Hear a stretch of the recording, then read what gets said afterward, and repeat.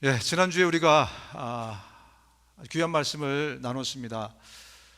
이 시대에도 2000년 전에도 예수님이 사람들에게 거부를 많이 당하셨는데 특별히 하나님을 믿는 사람들에게 예수님이 거부를 많이 당하시지 않았습니까?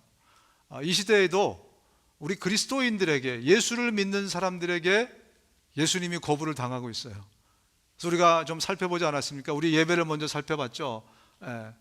사람들은 설교를 들어도 오늘 내 삶의 현실에 당장 뭔가 문제를 해결해 줄 수 있는 그런 내용의 설교를 원해요. 당장 내가 힘들고 어려울 때 나에게 위로를 줄 수 있는 그런 설교를 원해요. 예수님의 얘기를 하면 사람들이 별로 안 좋아합니다. 다 안다는 거예요. 설교마저도 사람들이 예수님을 거부합니다. 우리가 밥 먹고 식사하면서 교회에서 교제할 때도 그렇게 얘기합니다. 예수 얘기 좀 하지 마. 밥 먹는데 반반 떨어져. 좀 돌아가는 얘기, 세상 돌아가는 얘기하고 한 주간 동안 어떻게 즐거운 그런 얘기 좀 하자. 이렇게 얘기하는 분들이 많습니다. 찬양을 해도 내 마음을 좀 만져주고 달달한 찬양을 사람들이 원하지, 예수님의 보혈로 죄에 대한 것들, 하나님을 찬양하고 이런 걸 별로 사람들이 좋아하지 않습니다. 참 그게 보니까 참 문제예요. 그죠? 우리 신앙생활에 예수 그리스도는 전부입니다. 아멘. 예수 그리스도, 그분이 우리 삶의 전부이고 우리 믿음의 전부이고 그분이 우리 모든 것의 핵심이에요. 그래서 성경은 누구에 관한 말씀이라고요? 예수에 관한 말씀이에요. 우리의 삶의 중심에도 그래서 예수가 늘 있어야 됩니다. 그래서 우리가 예수, 예수, 예수 그렇게 우리가 부르짖는 것입니다. 예수님을 좋아하는 분들이 많이 계시지만 예수님을 사랑하는 분들이 많이 안 계세요. 여러분, 좋아하는 것과 사랑하는 것에 대한 구별을 우리가 지난주에 함께 나누지 않았습니까? 좋아하는 사람은요, 결코 상대를 위해서 목숨을 버릴 수는 없어요. 예수님이 저와 여러분들을 사랑하셨기 때문에 목숨을 버리신 거예요. 단지 좋아했다면 그 정도 가지고는 목숨을 버리지 않습니다. 여러분, 우리도 예수님을 좋아할 것이 아니라 사랑할 것을 주님이 요구하셨어요. 사랑해라. 목숨을 다해서 사랑해라. 만약에 네가 목숨을 잃어버리면 어떻게 한다고요? 주님이 그 목숨을 갚아주신다는 거예요. 살려주신다는 겁니다. 이게 주님의 약속입니다. 저와 여러분들이 신앙생활을 정말 성경에서 무엇을 말씀하시느냐 그대로 신앙생활에서 주님 앞에 섰을 때 정말 칭찬받는 그런 우리의 믿음 생활이 좀 됐으면 좋겠습니다. 오늘 설교 제목을 좀 난해하게 잡았어요. 오늘 설교 제목은 이렇습니다. 교회 생활, 믿음 활동에서 믿음 생활로. 언뜻 보면 다 비슷한 단어 같아요. 교회 생활이나 믿음 생활이나 믿음 활동이나 뭐가 달라요. 오늘 설교를 우리가 좀 들어보시면, 야, 이게 천지 차이구나, 이게 하늘과 땅 차이구나, 이런 것들을 여러분들이 아실 수 있게 될 겁니다. 오늘 우리 말씀을 좀 나누면서 우리의 믿음이 순종하는 생활로 좀 바뀌었으면 좋겠습니다. 우리의 믿음이요, 순종을 통해서 열매 맺는 삶으로 좀 바뀌었으면 좋겠어요. 여러분, 언제 우리의 믿음이 자라는 것 같으세요? 제가 질문을 드립니다. 주일날 여러분들이 예배 드리면서 믿음이 자라는 것 같으세요? 성경 공부하면서 믿음이 자라는 것 같으세요? 아니면 주중에 여러분의 믿음이 자라는 것 같으세요? 우리가 우리의 믿음이 성장해야 된다는 것은 다 알고 있습니다. 그죠? 그리고 여기 있는 분의 대부분의 관심, 내 믿음이 어떻게 하면 성장할 수 있을까, 성숙할 수 있을까가 관심이 아니겠습니까? 그리고 저의 지대한 관심, 우리 성도들의 믿음이 어떻게 하면 성장될 수 있을까, 성숙될 수 있을까, 이게 저의 지대한 관심인데 우리 모두가 이 믿음에 지금 관심이 있습니다. 자, 그렇다면 우리의 믿음은 주일날 성장할까요? 주중에 성장할까요? 애매하죠. 그죠? 답을 알고 계신 분도 많이 계시지만 여러분, 믿음은요, 주일날 성장하는 게 아니에요. 우리 많은 사람들이 우리의 믿음을 성경 공부할 때, 예배 드릴 때, 뭔가 하나님에 대해서 들을 때 성장한다고 생각해요. 그러나 성장을 조금은 하겠죠. 그죠? 그러나 진짜 우리의 믿음은 주중에 성장하는 겁니다. 왜 그런지 아십니까? 믿음은요, 순종을 통해서만 성장하기 때문에 그래요. 말씀은 순종을 통해서만 성장하게 돼 있어요. 근데 많은 사람들이 믿음 성장을 공부로 하려고 그래요. 공부를 열심히 하면, 공부를 잘하면 믿음이 성장할 것이고, 공부 잘하고 열심히 하는 사람은 믿음이 좋은 사람이다, 이런 인식을 우리가 갖고 있기 때문에 계속해서 헛발질을 하고 있어요. 여러분, 곰곰이 생각해 보십시오. 언제 나의 믿음이 자랐는가? 하나님의 말씀을 주시면 그 말씀을 듣고 순종할 때, 그때 나의 믿음이 자랐었던 거예요. 오늘 우리가 공부를 하고 말씀을 듣고 하는 것은 자양분을 갖고 가는 것입니다. 그 씨앗을 갖고 가는 거예요. 그것을 내가 심어서 내 마음판에 심고, 그리고 그것을 행동으로 옮길 때, 그때 믿음이 자라는 거예요. 그래서 내 믿음이 20년이 지났는데, 30년이 지났는데 요 모양 요 꼴이구나. 어디 내 믿음이 정말 자라기 위해서 좋은 교회라는 교회를 다 찾아봤는데, 말씀 좋다는 교회 다 가봤는데, 여러분 어떠셨어요? 그때는 참 좋은 것 같아요, 그죠? 한 2년 정도, 3년 정도 참 좋습니다. 그리고 또 보니까 별로 내 믿음이 자란 것 같지 않아. 그러면 또 어떻게 되죠? 뭔가 좀 영감이 있는 목사님이 또 어디 왔대. 그럼 또 글로 가는 겁니다. 여러분, 그래봤자 우리의 믿음은 자라는 데 한계가 있습니다. 조금은 도움은 되겠죠. 그러나 정말 우리의 믿음이 성숙하게 되려면 성장을 해야 성숙할 거 아니겠습니까? 그죠? 우리의 믿음이 그 성숙의 단계까지 이르게 되려면, 여러분, 우리의 포커스가 오늘도 좋지만 오늘을 가지고 여러분의 삶의 포커스를 맞춰야 돼요. 내 일주일의 생활에서 나의 믿음이 자라는 거예요. 스트러글하고 갈등을 일으키고, 내 이 말씀을 순종하다가 넘어지기도 하고, 다시 일어나서 또 순종하고, 그러면서 우리의 믿음이 점점 자라가는 것입니다. 오늘 우리 본문의 말씀을 통해서 우리가 다시 한번 우리의 믿음을 좀 돌아볼 수 있는 그런 시간이 좀 됐으면 좋겠습니다. 본문으로 들어가겠습니다. 모세가 너희에게 율법을 주지 않았느냐? 그런데 너희 가운데 그 율법을 지키는 사람은 한 사람도 없다. 어찌하여 너희가 나를 죽이려고 하느냐? 무리가 대답하였다. 당신은 귀신들로서 누가 당신을 죽이려고 한단 말이요. 지금 우리는 이 본문의 배경은 초막절입니다. 예수님이 이제 초막절에 올라가셔서 초막절을 섬기러 온 많은 사람들 앞에서 지금 성경 공부를 하고 있었어요. 말씀을 지금 가르치고 있었습니다. 그러면서 서로 간에 지금 대화가 오가는 중에 있는 것이 오늘 본문의 말씀입니다. 예수님이 그들에게 말씀하시기를, 너희들이, 아주 충격적인 말씀을 하시는 거예요. 너희 가운데 그 율법을 지키는 사람이 한 사람도 없답니다. 여러분, 지금 이 초막절에 모인 사람들이 누굽니까? 예루살렘에 모인 사람들, 바리새인들, 서기관들, 종교 지도자들 아닙니까? 그리고 율법 지키는 데 목숨 건 사람들이에요. 그들에게 제일 중요했던 거, 신앙생활 제일 중요한 게 율법 지키는 거 아니겠습니까? 그죠? 그래서 그들은 철저히 율법을 지켰어요. 그래서 나달 하나라도 잘못될까 봐 세가면서 11조를 드린 사람들입니다. 그럼 하나님께서 율법에 며칠을 금식하라고 하는지 아십니까? 딱 위과를 한 것은 딱 하루예요. 대속죄일에. 그런데 이 바리새인들은 더 율법을 잘 지키기 위해서 어떻게 했습니까? 일주일에 2번씩 금식을 했대요. 그죠? 얼마나 철저히 율법을 지키십니까? 예수님이 안식일을 어길 때마다 가가지고 그냥 득달같이 쫓아가서 막 정죄하고 했던 사람들이 바로 이 바리새인들입니다. 안식일을 목숨처럼 지켰어요. 그런데 오늘 예수님이 말씀하십니다. 당신들 중에 율법 지킨 사람이 한 사람도 없대요. 또 여기 모인 사람들은 그 사람들뿐만이 아니라 천지 사방에서 몇 마일씩, 몇백 마일씩 지금 걸어와서 율법을 지키겠다고 초막절 지키러 온 사람들이에요. 그 충실하게 율법을 지키는 사람들, 생업까지 내려놓고 와서 율법을 지키겠다는 사람들 앞에서 예수님이 뭐라고 말씀하십니까?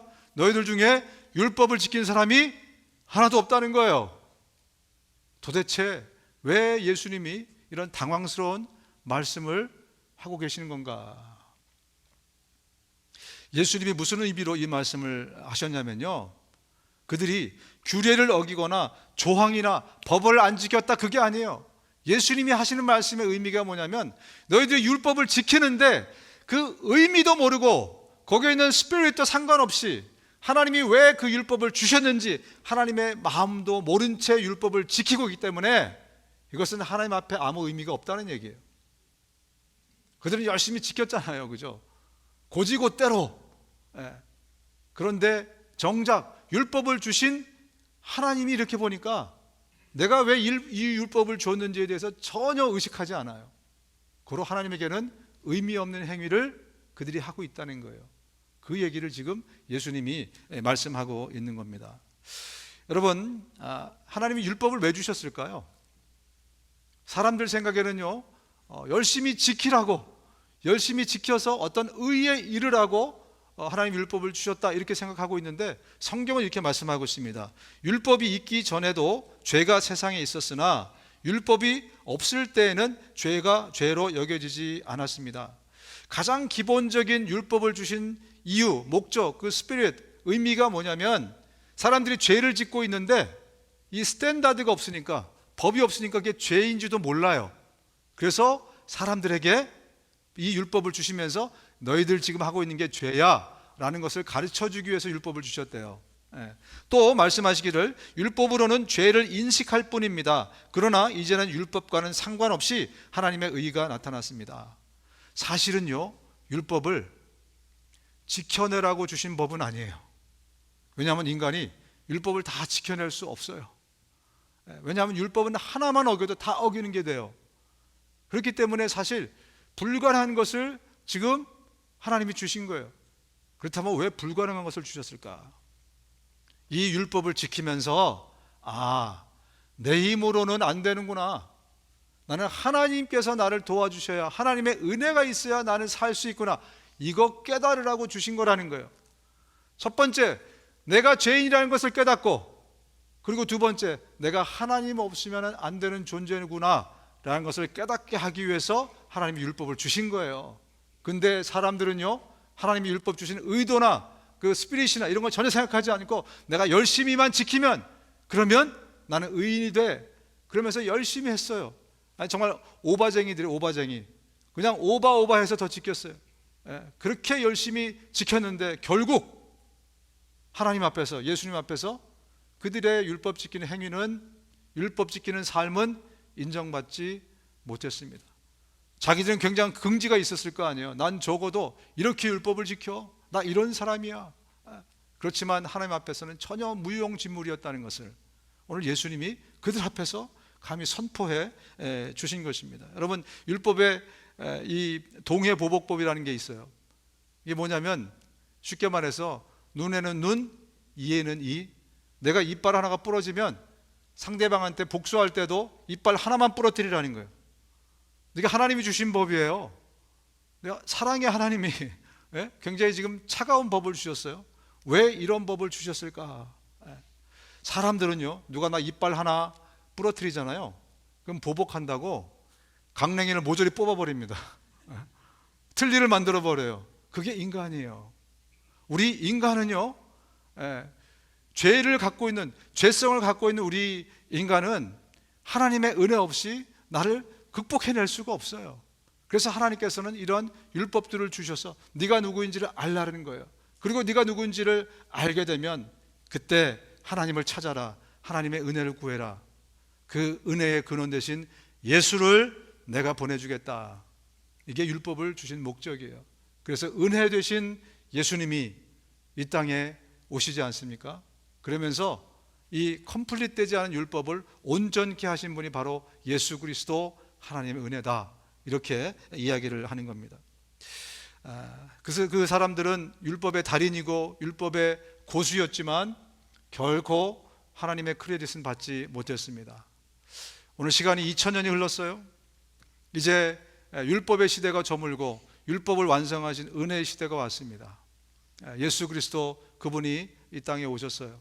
저와 여러분들이 그 예수님이 주시는 그 믿음을 우리가 소유하면서 그 믿음으로 율법의 모든 것들을 다 커버하는 그런 삶을 우리가 살게 됐습니다. 저와 여러분들의 삶에서 제일 중요한 게, 그래서 이제는 율법이 아니라 이제는 믿음이 된 거예요.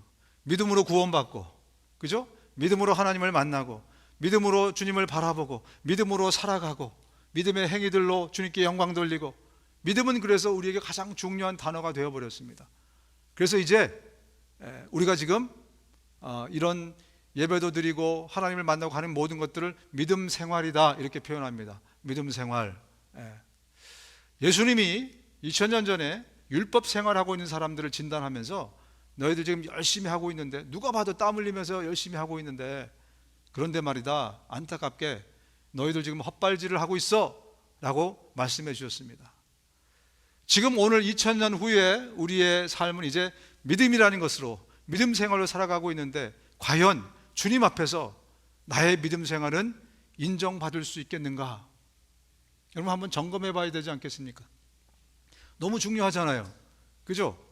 그 사람들 율법 지키는데 목숨을 다 걸었는데 예수님이 불통, 이건 아니야, 잘못됐다고 하루아침에 그들의 모든 수고가 날아가 버렸어요. 우리는 믿음이 제일 중요한 것을 깨닫고 믿음을 갖고 믿음 생활 열심히 하는데, 주님 앞에 딱 비춰봤는데 주님이 No, 이것은 믿음이 아니야, 이것은 네 신념이야 라든지 아니면 잘못된 믿음이야 라고 했을 때 우리가 얼마나 당황스럽겠습니까? 그래서 바울이 이렇게 얘기를 합니다. 우리 고린도후서 13장 5절을 같이 한번 읽어볼까요? 13장 5절 시작. 여러분은 자기의 믿음을 제대로 지키고 있는지 스스로 살피고 따져보십시오. 바울이 뭐라고 얘기합니까? 여러분, 우리의 믿음을 늘 거울에 비춰봐서, 성경이라는 거울에 비춰봐서 제대로 믿음 생활하고 있는지를 늘 살피면서 살아야 된다는 거예요, 그죠? 어떤 사람들은 내가 믿음이 굉장히 연약해요, 그래서 그 믿음이 연약한 상태로 늘 존중받는 걸로, 존중받아야 된다고 생각해요. 여러분, 성경에 믿음이 연약한 자를 좀 이렇게 돕던지 아니면 용납하라 이런 내용이 있는 것은 그 믿음 가진 사람의 그 상태를 존중하라는 것이지, 믿음이 작고 여린 것은 주님이 원하는 상태가 아니에요. 그것은 비정상적인 상태입니다. 믿음은 반드시 자라야 돼요. 자라고 열매 맺어야 돼요. 그래야 그 믿음을 살아있는 믿음이라 그래요. 그렇지 않는 믿음은 죽은 믿음이라 그래요. 여러분, 인큐베이터에 있는 아이를 한번 생각해 보십시오. 사람으로서 기능을 할 수 있습니까? 사람은 사람이지만 사람이 아니에요, 그죠? 이 호흡기를 끼고 있는 어떤 사람을 한번 생각해 봅시다. 살아있지만 그 사람이 살아있다고 얘기할 수 있을까요? 근데 믿음이 그렇다는 거예요. 우리가 믿음을 갖고 있는데 그 믿음이 마치 호흡기를, 인공호흡기를 끼고 있는 사람과 같은 그러한 믿음. 그래서 성경에서는 그러한 믿음을 죽은 믿음이다, 이렇게 표현을 하고 있는 겁니다. 여러분, 믿음에도 기준이 있어요. 예수님이, 하나님이 인정하시는 기준이 있어요. 그래서 그 기준으로 도착하지 못하면, 그 기준에 닿지 않으면 믿음이라고 부르지만 주님은 그것을 믿음이라고 인정해 주지 않는 거예요. 그래서 저와 여러분들이 성경을 비춰서 내 믿음이 제대로 믿음 생활을 하고 있는 믿음인가, 주님 앞에 인정받는 믿음인가를 확인하라고 말씀하는 겁니다. 그 부르심에 합당하게 살아가십시오. 주님이 우리에게 은혜를 주시고 어떤 기준을 주셨어요. 그리스도인이라면 이렇게 살아야 된다. 그런데 그 기준에 합당하게 사는지를 늘 살피면서 가십시오 라고 성경이 얘기하고 있어요. 그런데 우리가 이런 얘기를 평소에 잘 못 들었어요, 저도. 왜냐하면 성도들 싫어하거든요. 오늘도 은혜, 오늘도 잘하고 계십니다, 여러분 조금 더 열심히 하십시다. 그러다 보니까 참 그건 좋은 의도인데 어느 순간에 보니까 그냥 내가 이렇게 살아도 되는구나, 이렇게 그냥 굳어져 버린 너무나 안타까운 현실이죠, 그죠? 그래서 이제 우리가 깨어나자는 겁니다. 이제 우리가 다시 일어서 자는 겁니다. 여러분, 마귀는 굉장히 똑똑한 존재로 우리가 알고 있습니다. 굉장히 영특하고 거기다가 체력까지 좋아. 마귀는 잠도 안 자요. 그래서 늘 우리를 우는 사자처럼 우리를 삼키려고 쳐다보고 있어요. 그리고 마귀는 우리에게 너무나 지대한 관심이 있어요. 저 사람이 무슨 생각하는지, 뭘 하고 싶어 하는 건지를 늘 살펴보고 있어요. 그렇기 때문에 베드로서에 말씀하고 있는 겁니다. 마귀를 우는 사자로 생각해야 된다. 너를 언제든지 삼키려고 예의주시하면서 있으니까 너 깨어나야 된다, 조심해야 된다라는 말씀을 하고 있는 겁니다. 여러분, 마귀의 가장 큰 미션이 뭘까요? 마귀의 사역 넘버원, 우리를 예수 못 믿게 만드는 거예요. 우리를 복음을 못 듣게 만드는 거예요. 그래서 될 수 있으면 복음을 못 듣도록 그냥 마음을 닫게 하거나 사람을 만나지 못하게 하거나 뭐 여러 가지 막 수단을 쓰겠죠, 그죠? 그런데 하나님의 은혜가 임했어요. 그래서 복음을 듣게 돼요. 그래서 믿음을 갖게 됩니다. 그러면 마귀의 플랜 A가 작동합니다. 이제 믿음을 가졌어? 그럼 어떻게 해야 돼요? 그 믿음을 무너뜨려야 되겠죠. 그죠? 그 죄짓게 만들고 믿음을 무너뜨려서 결국 하나님을 떠나게 만들고 지옥 가도록 만드는 게 마귀의 가장 큰 미션이에요. 그래서 마귀는요, 늘 플랜 A가 있고 플랜 B가 있고 플랜 C가 있습니다. 그게 마귀예요. 마귀의 플랜 A가 무엇인가? 어떤 사람이 예수를 믿게 막 지독하게 방해하고, 그죠? 복음을 들을 때 의심하도록, 아니야, 그 생각은 가짜야, 그건 저 사람들의 생각이야, 너는 이렇게 배우지 않았잖아, 이게 너야 하면서 계속해서 사탄이 우리의 마음에 마귀가 공격합니다. 그래서 믿음을 갖지 못하게 만들어요. 그런데 믿음을 갖게 되었습니다. 예수를 믿게 됐어요. 그래서 주일날 교회를 오네. 이제 교회를, 예배당을 열심히 다니기 시작해요. 그래서 마귀는 더 이상 예배 오는 것을 못 막아요. 그때 플랜 A가 작동하는 거예요. 플랜 A는 무엇이냐? 이 사람이 이제 믿음을 갖고 믿음 생활을 하려는 사람에게 마귀가 갖고 있는 플랜 A는 뭐냐면, 그 사람이 믿음 생활이 아니라 교회 생활을 잘하는 사람들로 유혹하고 만들어가는 것이 마귀의 플랜 A예요. 이제 교회에 오는 것은 방해를 못해. 길을 쓰고 오거든요. 어쨌든 주일날 아침에 밤에 1시까지 드라마를 봐도 아침에 새벽에 일어나서 화장 깨끗이 하고 교회에 와요. 교회에 오는 건 못 막아. 그런데 마귀의 플랜 A가 이제 어떻게 작동되냐면, 이제는 믿음 생활이 아니라 교회 생활을 할 수 있도록 계속 이 사람을 유도하는 거예요. 그래서 너 믿음 갖는 건 좋아. 근데 일요일만이야. 네 믿음이 좋은 것 이제 내가 인정해 주겠어. 그런데 그 믿음은 주일날 예배 드릴 때만이야. 알았지? 그러면서 마귀의 플랜 A가 작동합니다. 근데 저는 제가 볼 때요, 이 마귀의 플랜 A가 이 시대의 교회에 굉장히 잘 먹혀 들어간다고 생각해요. 이 시대의 많은 사람들이요, 주중에는 하나님을 잘 몰라요. 이 사람의 삶을 보면 이 사람이 예수 믿는 사람인지 아닌지 구별이 잘 안 돼요. 그런데 주일날은 뜨겁게 믿습니다. 근데 그게 마귀의 플랜 A인 줄도 모르고, 그래서 이 사람은 새로운 개념의 썬데이 크리스찬이에요. 이 사람 보면요, 예배 드릴 때 정말 손 들고 뜨겁게 찬양하고 막 기도합니다. 여러분 와서 막 열심히 막 주님을 믿으려고 합니다. 누가 봐도 믿음 있는 사람 같아요. 그리고 여러분 밖에 나가서 보십시오. 여러분 주변의 친구들 중에 보면, 그죠? 다 비슷해. 많은 이 시대의 기독교인들이 주일날은 하나님을 찾고 예배드리고 열심히 있지만 월요일부터는 딴 사람이 됩니다. 그래서 이 사람이 예수 믿는 사람인지 안 믿는 사람인지 구별이 안 갈 정도로 집에 갈 때는 영적인 스위치를 끄고 가요. 그래서 언제 킵니까? 다음 일요일 아침에 켜고 와요. 예배 시간에. 그래서 여기도 와가지고 하나님 막 찾고 또 막 예배 드리고, 이런 삶이 반복이 되는데, 이게 잘못됐다는 것을 왜 우리가 모르냐면, 밖에 나가 보니까 대부분이 한 8, 90%가 그렇거든요. 이게 사실 우리 이 시대의 기독교인의 우리의 현 주소 아닙니까? 그죠? 그래서 그야말로 새로운 개념의 썬데이 크리스찬이 얼마나 많은지 몰라요. 아까 말씀드리기를 우리의 믿음은 언제 자란다고요? 주일날 자라지 않아요. 그때는 그 씨앗을 받는 거예요. 그래서 언제 어디다 심어야 되냐면 내 삶에다가 주중에 심는 거예요. 그래야 믿음이 자랄 텐데, 내가 보니까 나를 비롯해서 이런 사람이 많지 않아. 그러니까 내가 이렇게 살아도 되겠구나, 그런 생각을 하게 됩니다. 그리고 혹시 주중에 내 삶에 위기가 다가오면 그때 다시 영적인 스위치를 킵니다. 하나님 좀 도와주십시오. 그러다가 그 문제가 해결되면 또 다시 스위치를 꺼요. 그리고 언제? 일요일 날만 믿음 좋은 사람이에요. 일요일 날만. 얼마나 믿음 좋은지 몰라요. 이런 생활을 우리가 믿음 생활이라고 하지 않고 따라해 봅시다. 교회 생활.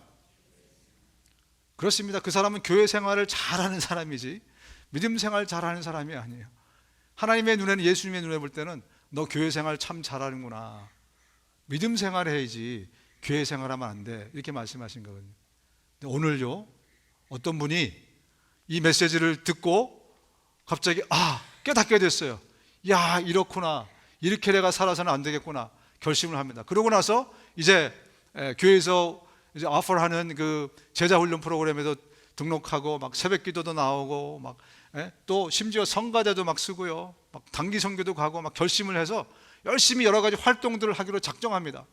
아, 내가 이게 주일날만 이렇게 해서는 안 되겠구나. 그래서 그분이 그런 노력을 합니다. 마귀가 그걸 막을 수 있을까요? 못 막아요. 누가 나를 막겠어요, 그죠? 마귀도 못 막습니다. 하나님도 안 막으시는데. 그래서 마귀의 플랜 B가 작동이 됩니다. 마귀의 플랜 B는 뭐냐면, 너 열심히 활동해. 그런데 중요한 것은 너의 진짜 속사람이 변해서는 안 돼, 그겁니다. 너의 인사이드, 너의 진짜 너인 속사람은 건들지 말고 교회 활동을 열심히 해. 그게 마귀의 플랜 B입니다. 봉사도 하고 제자훈련도 하고 선교도 가고 열심히 해요. 정말 열심히 하지만 삶이 변해서는 안 돼.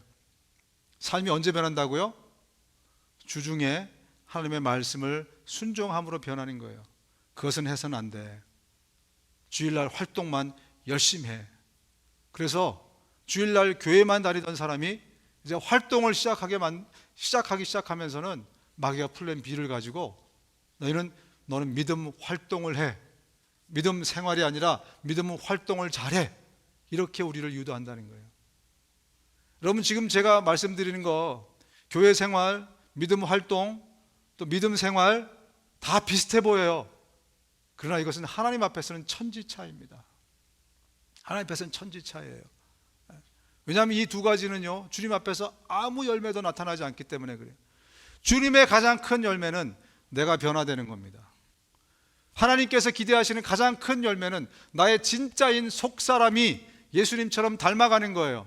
하나님처럼 변해가는 거예요. 그게 하나님께서 기대하시는 가장 큰 열매인데, 우리는 그것은 빼놓고 열심히 활동하고 열심히 교회 생활하고, 이것이 오늘 이 시대의 우리의 신앙생활이 아닌가 생각해 봅니다.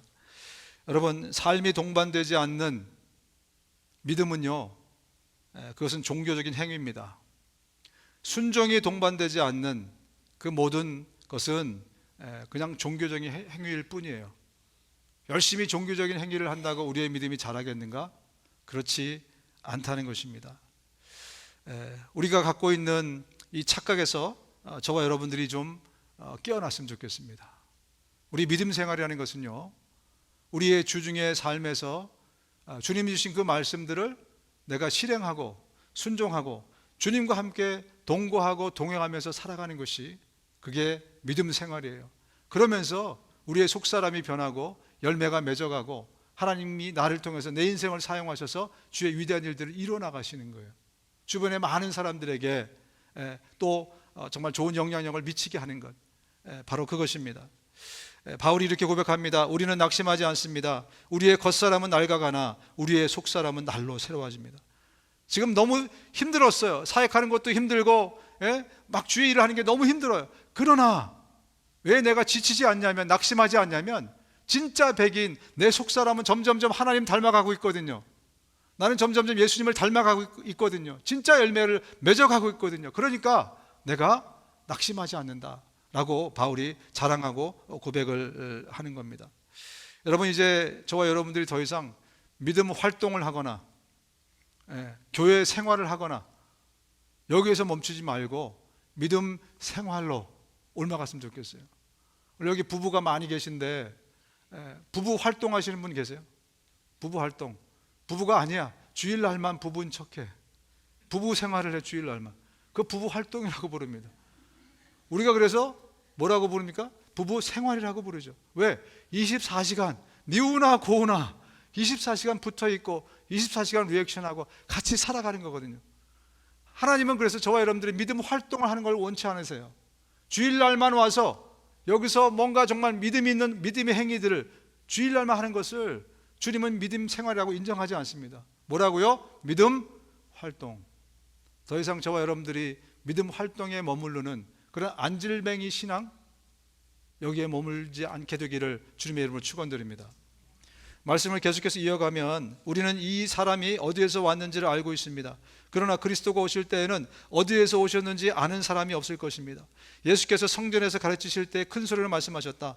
너희는 나를 알고 또 내가 어디에서 왔는지를 알고 있다. 그런데 나는 내 마음대로 온 것이 아니다. 나를 보내신 분은 참되시다. 너희는 그분을 알지 못하지만 나는 그분을 안다. 나는 그분에게서 왔고 그분은 나를 보내셨기 때문이다.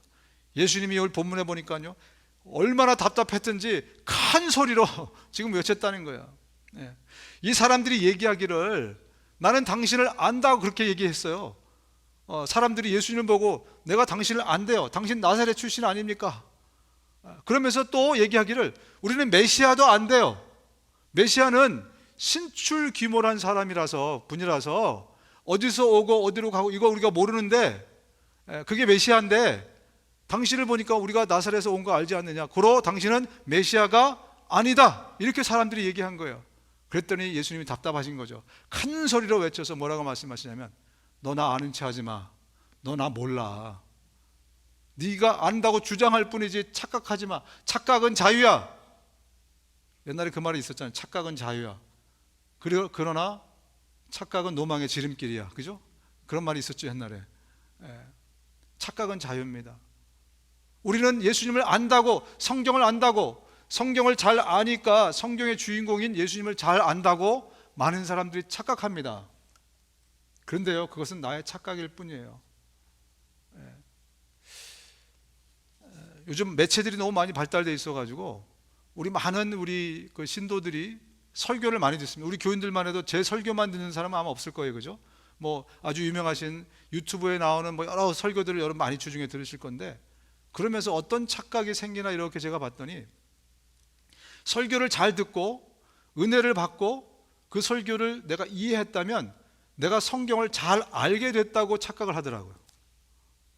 제가 무슨 말씀드린지 아시겠어요? 이 시대에 신개념의 착각이 하나 생겼는데 그게 뭐냐면 누구 설교를 듣고 그 설교가 은혜가 되고 그걸 잘 이해했으면 내가 믿음이 자랐다거나 아니면 성경을 많이 안다거나로 착각하는 착각이 생겼어요. 처음 들어보시죠? 내가 착각하고 있을지도 몰라요, 여러분. 많은 사람들이요, 그런 착각을 가지고 나는 성경을 잘 알고 예수님을 잘 안다고 생각해요. 또 어떤 사람들은요, 내가 성경 공부를 열심히 했기 때문에 성경에 나온 내용들을 잘 알고 있고, 그리고 목사님 설교를 딱 들으면 첫 마디만 들어도 나 알아. 오늘 무슨 말씀하실지 알아. 그러면서 얘기하기를 나는 성경을 잘 안대요. 그러면서 성경을 잘 아니까 성경의 주인공인 예수도 내가 잘 안다는 거예요. 그래서 예수 얘기 좀 하지 말래요. 잘 아니까. 내가 잘 아니까. 정말 과연 그 사람이 성경을, 예수를 잘 아는 사람일까? 저는 이렇게 생각합니다. 정말 성경을 잘 안다면, 그렇게 살 수는 없습니다. 정말 성경을 잘 알고 예수를 잘 안다면 그렇게밖에 못 살 수는 없어요. 우리가 정말 성경을 잘 알고 예수를 잘 안다면 많은 사람들이 저 사람은 광신도야 라는 소리를 들어야 돼요. 여러분, 이 광신도라는 소리가 별로 좋은 개념, 뉘앙스가 아니잖아요, 그죠? 왜냐하면 우리가 60년, 70년, 80년대 이때 신앙생활 하면서 우리가 갖고 있던 신앙생활 목적이 뭐였냐면 부자 되는 거였어요. 예수 믿으면 잘 살고 예수 믿으면 부자 된다 그래가지고요, 그것 때문에 정말 재산도 갖다 때려붓고, 그죠? 복 준다 그러니까 막 갖다 먹고 막 헌신도 열심도 막 갖다 쏟아붓어요. 그러다 보니까 부작용이 생기잖아요, 그죠? 그래서 그런 사람들을 광신도라고 불렀어요. 그런데요, 이제 어느 정도 2000년대쯤 되니까 우리가 웬만큼 먹고 살게 됐어요. 더 이상 지금 열심히 예수 믿는 사람들이 부자 되려고 열심히 믿는 사람은 많지 않은 것 같아요. 좀 있겠지만 많지 않은 것 같아요.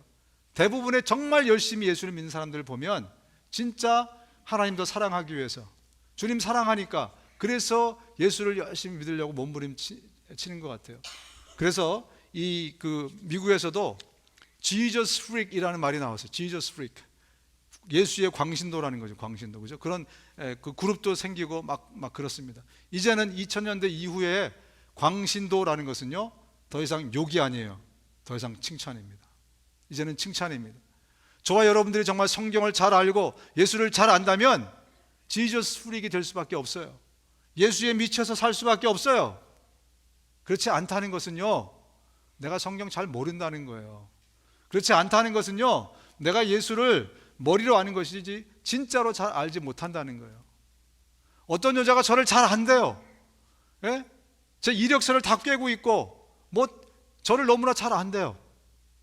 근데 그 여자가 진짜 저를 잘 알까요? 우리 집에 있는 여자 말고는 저를 잘 알 수가 없어요. 저랑 살아봐야죠. 그죠? 그래야 저를 잘 아는 사이가 되는 겁니다. 많은 사람들이 주중에 예수랑 살지 않아요. 하나님과 함께 살지 않아요. 그러면서 잘 안 돼. 동사무소 가가지고 호적등본 띄고 달달 외워갖고 본 적이 어디고 뭐가 어디고 그러면서 잘 안다는 거예요. 그것은 진짜 아는 것이 아니라는 겁니다. 더 이상 우리의 신앙이 그렇게 되어서는 안 된다는 겁니다.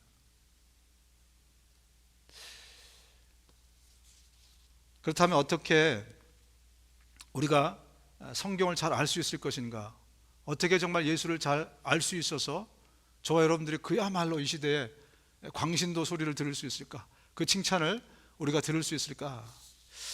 제가 우리 믿음의 선배님들, 목사 선배님들이 남긴 글이나 유언들을 면밀히 관찰하기 시작했습니다. 아주 주의 깊게 그분들의 말을 제가 들으면서 낸 결론이 있습니다. 우리 주중에도 주님과 함께 늘 동행하고 주중에도 어떻게 하면 내가 정말 24시간을 예수님과 함께 보낼 수 있을까? 어떻게 하면 사람들이 나를 볼 때 야, 저 사람 정말 예수에 미쳐 사는 사람이야 라는 그런 귀한 칭찬을 들을 수 있는 사람이 될 수 있을까? 한 가지 비결을 발견한 것은 바로 성경을 하가하는 것입니다. 하가에 대해서 아는 분도 계시고 모르는 분도 계시는데요, 이 하가라는 뜻은요, 소가 여물을 씹듯이 하나님의 말씀을 계속, 소가 위가 4개인가 그래요, 그죠? 그래서 뭐 딱딱한 음식을 이게 볏짚을 씹어서도요 계속해서 입을 보면 이렇게 계속 먹어 씹고 있어요, 그죠?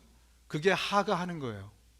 하나님의 말씀을 하가하는 것이 아주 굉장히 유용한 툴이 되겠구나 라는 것을 제가 발견했습니다.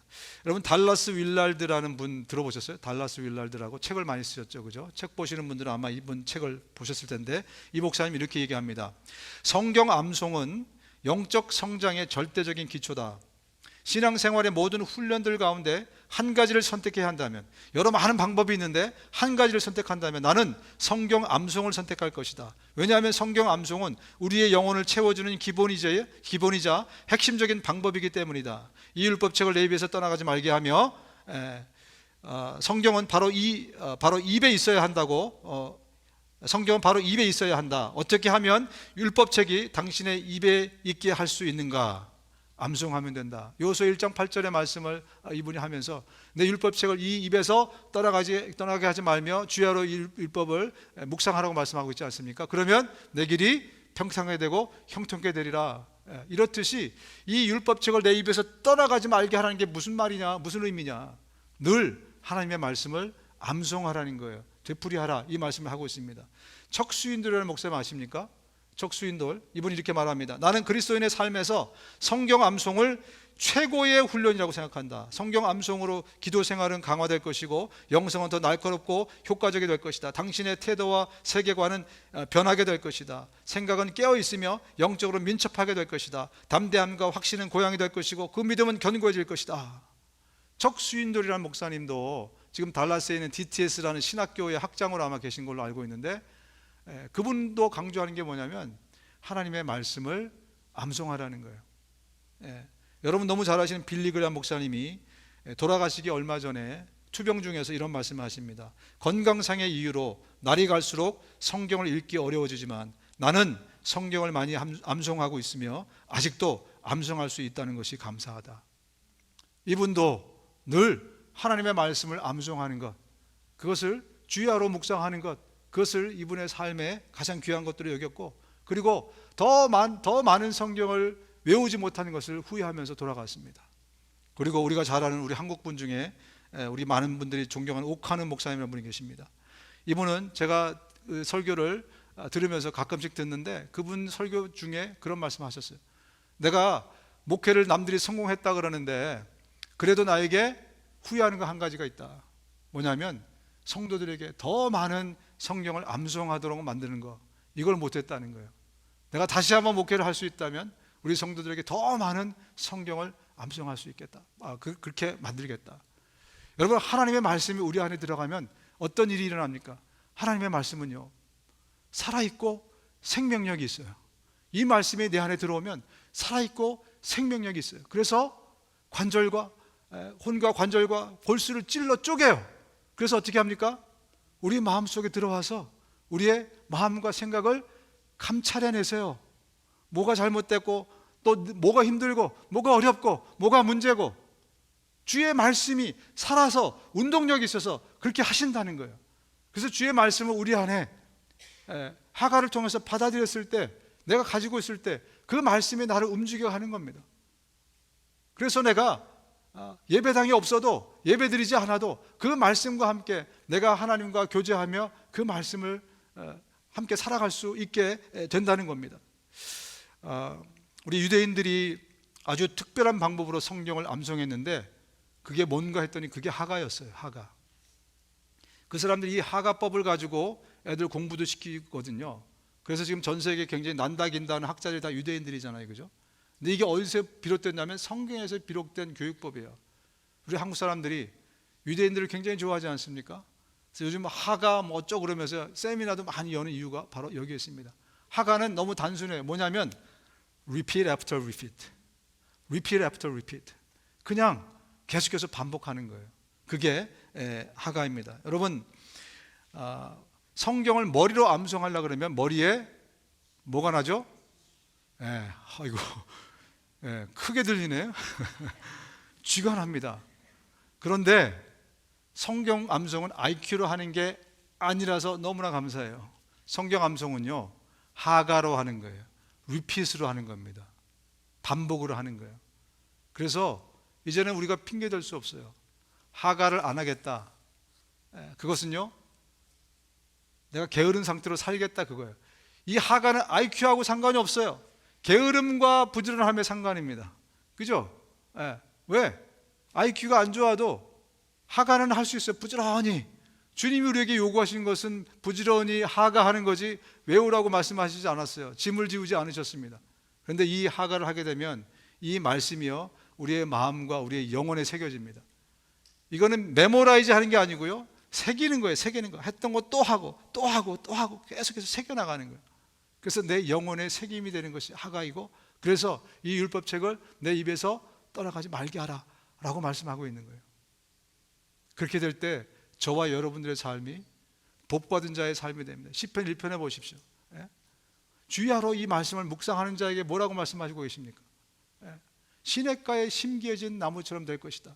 그리고 시편 1장 1절이 너는 복덩이다, 에쉬레라는 단어로 시작하고 있어요. 복 있는 사람은 죄인의 길에 서지 않고 악인의 꾀를 쫓지 않고 오만한 자의 자리에 앉지 않고, 그죠? 주야로 그 율법을 묵상하는 자다. 근데 그 첫 구절이 뭐냐면 원어를 보면 에쉬레라는 단어인데, 에쉬레가 뭐냐면요, 이 복덩이들아, 그런 말이에요. 이 복덩이들아, 이미 복 받았어요. 우리는 왜? 하나님의 말씀인데 입에서 주야로 계속 하가 되어지기 때문에 그런 사람은 복덩이다.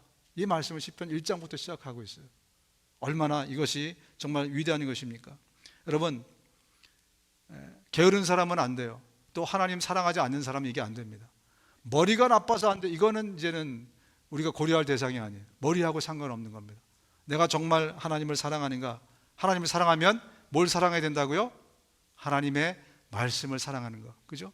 너희가 나를 사랑하는 것은 너희가 내 말을 지키는 것을 통해서 너희가 나를 사랑하는 것을 보겠다고 요한일서에 말씀하고 있잖아요, 그죠? 그렇다면은 내가 정말 하나님 사랑한다면, 그렇다면 하나님의 말씀을 사랑해야죠. 그래서 우리가 하가하는 거예요. 말씀을 repeat after repeat, 계속해서 말씀을 외우는 겁니다. 제가 우리 교회 오기 전에는요, 예배 드리기 전에 설교 시작하기 전에 항상 뭘 했냐면, 우리 예전 교인들 기억하실 거예요. 뭘 했냐면 항상 그 설교에서 제일 중요한 구절 하나를 외우고 시작했어요. 외운다기보다 하가하고 시작했어요. 한 1분 동안 계속 리피트할 수 있는 시간을 드리고, 그래야 주중에 그 말씀을 또 리피트하면서 주일 설교가 거기 따라 올라와요. 깨끗하게 잊어먹어요. 지난주 설교 기억하시는 분, 그러니까 제가 설교를 계속 반복해서 해도 되죠, 그죠? 예. 하가를 하게 되면 그 말씀도 따라 올라오게 되고요. 이게 정말 신비한 일이 일어납니다. 우리의 삶에서 이 말씀이 작동하는 것을 여러분 모두가 경험하게 될 겁니다. 우리 이 일을 8월부터 시작하려고 합니다. 8월 첫째 주부터 제가 설교를 할 때 먼저 제일 중요한 말씀 하나를 가지고 하가를 좀 하고 그 다음에 말씀을 듣는 시간을 가지려고 합니다. 여러분, 저는 요즘 총을 한 자루 갖고 다니고 있습니다. 깜짝 놀라신 분도 계실 텐데 총을 갖고 다녀요.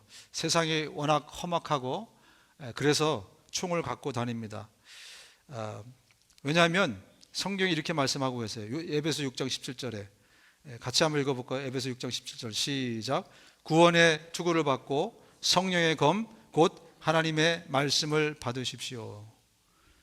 만약에 이 성경 구절이 2000년에 쓰여졌다면 어떻게 쓰여졌을까요? 구원의 투구를 받고 성령의 총 곧 하나님의 말씀을 받으십시오. 이렇게 쓰여있지 않겠어요? 그죠? 요즘 칼 갖고 싸우는 사람이 어디 있어요? 총 갖고 싸우죠. 그죠? 이 에베소서에 나오는 유일한 공격 무기가 말씀이라고 하잖아요. 그죠? 그죠? 그래서 제가 총을 갖고 다닙니다. 이게 바로 성령의 총이에요. 성령의 총. 이거를 대량으로 오다했습니다. 여러분들에게 총을 하나씩 지급해 드리기 위해서. 그래서 아마 다음 주쯤에는 여러분들이 이제 오피스에 가서 구입할 수 있을 텐데요. 이걸 가지고 다니니까요. 야, 정말 은혜가 넘쳐요. 그야말로. 이 말씀을 외우지 마시라니까요. 리피트 하시라는 거예요. 그래서 외워질 때까지 리피트 하는 거죠, 뭐. 그죠? 외우려는 목적을 가지 말고 이 말씀 그냥 묵상만 하시면 돼요. 묵상하시면 돼요. 그러면 놀라운 일들이 제 안에 일어납니다. 어제 저녁에도 말씀 준비하면서 시간이 나길래 제가 뭘 했냐면 한 대여섯 개 또 외웠어요. 여기 있는 구절을 가지고 대여섯 구절을 외웠어요. 금방 외워져요. 그죠? 그리고 그 말씀을 외우는 동안에 또 하나님과 더 깊은 교제 가운데로 들어가는 거예요. 이 말씀의 의미가 이거구나. 하나님이 이렇게 살라고 하시는구나. 이렇게 말씀하시는구나. 내가 머리의 문제였다면 저도 쥐가 날 텐데요. 그게 아니라 이건 게으름의 문제니까, 하나님 사랑의 문제니까 내가 이걸 하게 되더라고요. 해서 보니까 너무나 이것이 삶에 유익이 되는 거예요. 앞으로 아마 제 기대는요, 우리 가운데서 지금 계속 퍼져나가고 있거든요. 지금 이 하가 방들이 있는데 어떤 분들은 목사님 이제 제가 성경을 외우기 시작했어요 라는 분이 분명히 나타납니다. 이것 갖고 이제 성이 안 차는 거예요. 그래서 성경 자체를 외우기 시작하는 분들, 저는 그런 분들 많이 만나봤어요. 정말 힘이 있고 능력 있는 신앙생활을 할 수 있어요. 믿음 생활을 할 수 있습니다. 여러분들에게 제가 세일즈맨처럼 지금 말씀드리고 있지만 오늘 하나님이 저를 통해서 여러분들에게 나누는, 우리 교회는 정말 그런 신앙생활을 했으면 좋겠습니다. 제가 개척하고 나서 예전에 7년 동안 모 유명한 신학교의 한국 교수님한테 7년 동안 멘토링을 받았어요. 한 5명 정도의 새로 시작하는 1.5세, 2세 다 비롯해서 우리가 같이 그 멘토링을 그분에게 받았어요. 근데 그분이 저랑 늘 부딪혔던 게 뭐냐면, 왜 목사님은 교회를 운영하는데 선교단체처럼 하세요? 이거였어요. 늘 한 주간 동안의 이야기를 한 달에 한 번 만났는데 그 이야기를 우리 부부에게 말씀드리면, 목사님이 교회 하는 게 아니고 선교단체 하는 겁니다. 늘 이렇게 제가 지적을 받았어요. 제가 청년사역을 오래 했는데 청년사역하면서 제가 느낀 게 뭐냐면, 우리 청년부에는 CCC 출신들이 많이 있었어요. 근데 그분들이 CCC에서 활동할 때 보면 웬만한 교회 전도사보다 낫습니다. 정말 열심히 신앙생활하고 정말 커미먼트가 아주 대단해요. 그런데 교회만 오면 풀어져. 그리고 그들이 얘기하기를 CCC 했을 때는 자기 신앙도 좋았고 괜찮았는데 교회 가면 오히려 방해를 받는다는 거예요. 그래서 교회 나가기 싫대요. 그래서 CCC 하는 사람들끼리 같이 모이고 싶다는 거예요. 도대체 원인이 뭔가? 우리 교회는 다 슬렁슬렁 대충대충. 왜냐하면 정말 성경대로 가면 교인들이 떠나거든요. 그분이 저한테 하신 말씀이 그거예요. 성경대로 그렇게 가려고 몸부림치다 보면 교인들이 남아나지 않는다는 거예요. 왜? 더 편하게 해주는 교회가 많거든요. 예? 그리고 우리 이 교회만 교회야? 그죠? 그렇게 생각할 수 있잖아요. 그죠? 그래서 교회 성장에 도움이 안 됩니다. 숫자를 늘리는데 도움이 안 되니 목사님은 지금 잘못 목회를 하고 있어요. 그 얘기를 제가 늘 들었습니다. 근데 지금 제가 생각해 보면 나름 감사해요. 왜냐하면 성경에서 말하고 있는 대로 하려고 했거든요. 그죠? 그게 CCC가 됐든 성교단체가 됐든 뭐가 됐든 교회는요, 교회에 다 와야 됩니다. 근데 오히려 교회가 아닌 페라철치라는 건 교회와 비슷한 데를 페라철치라고 하는 성교단체거든요. 성교단체는 정말 열심히 성경대로 살려고 애쓰고 노력하는데 오히려 교회만 들어오면 다들 그냥 퍼져버려요. 이것은 교회가 아니지 않습니까, 여러분? 저와 여러분들이 이 시대에 정말 참 교인의 모습을 보여줄 수 있는 교인들이 됐으면 좋겠습니다. 우리 교회가 이 시대에 하나님이 롤모델로 쓰실 수 있는 그런 교회가 됐으면 좋겠습니다. 훌륭한 교회도 많고 많지만 그 중에 하나인 교회가 우리도 되었으면 좋겠어요. 그래서 우리 성도들이 정말 하나님과 함께 우리의 삶의 현장에서 늘 주님의 말씀을 붙들고 살아갈 수 있는, 하가하면서 늘 주님과 교제하고 주님의 사람으로 살아가면서 우리의 믿음이 정말 쑥쑥 성장해서 교회 생활 혹은 믿음 활동, 이게 아니라 참된 믿음 생활할 수 있는 저와 여러분 다 될 수 있기를 주님의 이름으로 축원드립니다. 눈을 감으시겠습니다. 우리 인생에 가장 중요한 것은 예수님이 내 안에 계시냐 그렇지 않느냐입니다.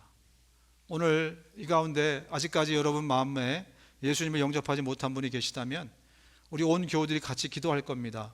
이 기도를 할 때 여러분들 함께 따라하면서 나도 예수님을 내 마음에 영접하기 원합니다. 예수를 믿어야, 그래야 정말 내가 영생이라는 것을 얻게 되고 예수를 믿어야 진짜 신앙생활을 내가 하게 되는데 내가 정말 예수를 내 마음에 영접하겠습니다. 그렇게 결심한 분들이 계시다면 이 시간 이 기도를 함께 따라하면서 예수님의 여러분 마음 가운데 영접하시기 바랍니다. 예수님, 내가 죄인으로 태어나 죄 짓고 살아가는 죄인인 것을 고백합니다. 나의 죄를 용서하여 주옵소서. 예수님이 내 죄를 대신해서 십자가에 죽으시고 부활하셔서 감사합니다. 내가 이제 예수님을 내 구세주요 인생의 주인으로 모시기 원합니다. 나를 불쌍히 여기셔서 내 마음에 들어오시옵소서. 이제 나를 다스려 주시고 하나님의 나라로 나를 인도해 주십시오. 예수님의 이름으로 기도합니다. 아멘.